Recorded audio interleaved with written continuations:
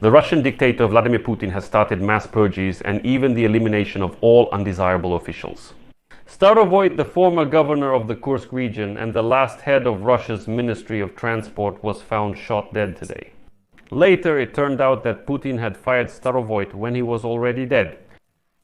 And today, right at his workplace, the deputy head of the Ministry of Transport was also found dead. It is rumored that they were eliminated not just for embezzling funds, but also for witnessing the Ukrainian armed forces' incursion into Russia's Kursk region. And they knew too much. Well, for now, American President Donald Trump has not been able to get over the results of the talks with Putin for several days. Today, the Kremlin is putting forward new demands to Ukraine and the West to end the war, and is also making renewed efforts to split the European Union from within.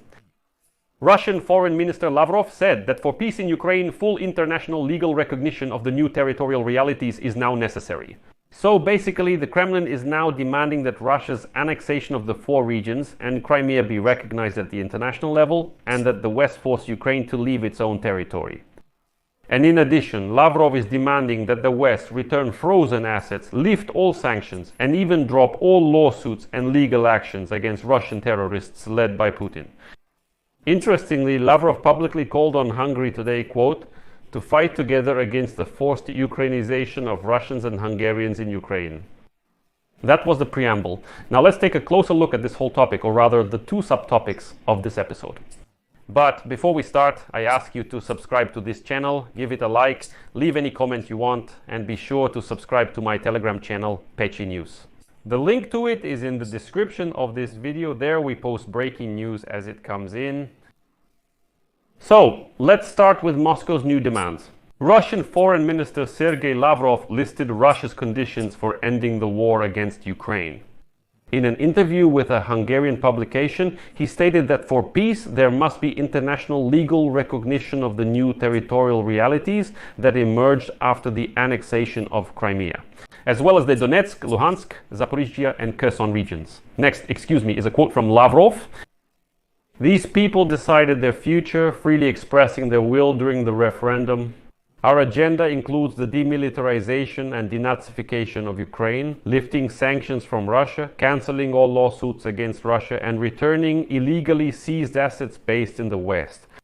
According to Lavrov, all of this must be included in a legally binding peace agreement. He went on to add that Ukraine must, quote, return to the origins of its statehood and adhere to the spirit and letter of the documents that formed its legal foundation. He also recalled the Declaration of State Sovereignty of 1990, which established Ukraine's neutral, non-aligned, and non-nuclear status. The head of the Russian Foreign Ministry also once again stated the need to eliminate the root causes of the conflict and to remove the security threat to Russia caused by NATO expansion. Besides that, these are not all the demands. Among Moscow's demands is, quote, ensuring human rights in the territories that remain under the control of the Kiev regime, which, since 2014, has been destroying everything connected to Russia. Russian or Russian-speaking people, including their language, culture, traditions, canonical orthodoxy, and media. So now let's go through the points. There was no referendum on the territories occupied by the Russians.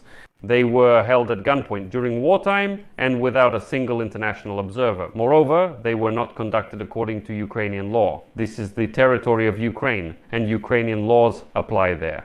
Moreover, most of the residents of these territories were forced to leave after the fighting began. Lavrov is blatantly demanding that sanctions against Russia be lifted and that the West also drop all legal claims against Russia and its leadership. In other words, Lavrov is demanding that all war criminals led by the bloody dictator Putin simply be forgiven and that all their crimes be forgotten. 3.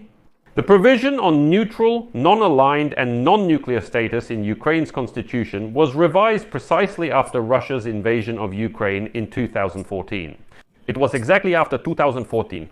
The clause on non-alignment and neutrality in Ukraine's constitution was changed, and a clear aspiration to join NATO was established. The changes to the constitution were a consequence of Russia's attack on Ukraine, not the cause. And 4th, Lavrov demands that some kind of occupier's culture be respected in Ukraine. What is that? First of all, Ukraine has its own culture and language, and it has the right to choose which rights of national minorities to observe. And secondly, not so respected Sergei Lavrov, can you name at least just one Ukrainian language school or even a single Ukrainian language newspaper in Russia? Just one. But there are millions of ethnic Ukrainians living in Russia, so where are they? What about ensuring the rights of Ukrainians on Russian territory? Maybe you should start with Moscow first and only then open your filthy mouth towards Ukraine. By the way, the Ukrainian Ministry of Foreign Affairs has already responded to this, to that horse named Lavrov. Ukraine's foreign ministry urged Lavrov to begin genuine denazification, starting with Moscow. Next is a quote from the Ministry of Foreign Affairs statement. Real denazification should start with Moscow. Given Russia's attitude towards Azerbaijanis, other South Caucasus and Central Asian ethnic groups, Ukrainians, Crimean Tatars and others, Lavrov's rhetoric demonstrates that the Kremlin rejects peaceful efforts and instead resorts to ultimatums, just like in 2022. Ukraine calls on its partners to immediately strike the Russian denazifiers with new sanctions to bring them back to reality. Let me also remind you that earlier, United States President Donald Trump stated that he was disappointed with the dialogue with Vladimir Putin. They say Trump finally saw that Putin is not going to stop this war. But while Trump is only helping Ukraine with words, all sorts of people like Lavrov are making statements like this. And moreover, Sergei Lavrov today even suggested to his Hungarian colleague Peter Szijjártó that they should fight together against the so-called forced Ukrainization of Russians and Hungarians in our country. Lavrov once again repeated the completely false claims of Russian propaganda about the persecution and killing of Russians in Ukraine and the violation of the rights of Russian speakers. That's why Lavrov called on Hungary to unite for the denazification of Ukraine. Here's a quote. Other ethnic groups, including Hungarians, Romanians, Poles, Bulgarians, Armenians, Belarusians, and Greeks, are being subjected to forced Ukrainization, and in Budapest they are well aware of this problem. Now, Russia and Hungary are openly speaking out in defense of their compatriots, and we can join forces on this issue. But meanwhile in Russia, mysterious, well in quotation marks, mysterious deaths of officials continue. In Russia, the former governor of Kursk Oblast and the recently dismissed Minister of Transport of the Russian Federation, Roman Starovoyt, was found dead. According to Russian media, citing sources in law enforcement agencies, he committed suicide. Starovoyt's body, with a gunshot wound, was found in his own car in Odintsovo near Moscow. A firearm was found next to the man's body, which he had received from the Russian Ministry of Internal Affairs in 2023 for assisting in carrying out tasks. According to the Investigative Committee of Russia, the main theory is suicide, but the circumstances surrounding the death are still under investigation.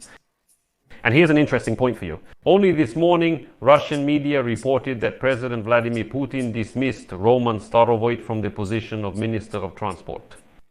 The reason for the resignation is not specified in the document, and later Kremlin spokesperson Dmitry Peskov stated that the resignation was not due to a loss of trust.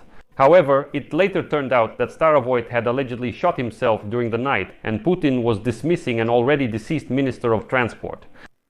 Let me remind you, this Starovoyt became the head of the Ministry of Transport in May 2024, and before that, he served as the governor of the Kursk region for 6 years. But Russian media believe that the main reason for Starovoyt's dismissal from the position of Minister of Transport is suspicion of embezzlement during the construction of fortifications in the Kursk region. Alexei Smirnov, an ex-governor of Kursk region, reportedly testified against him.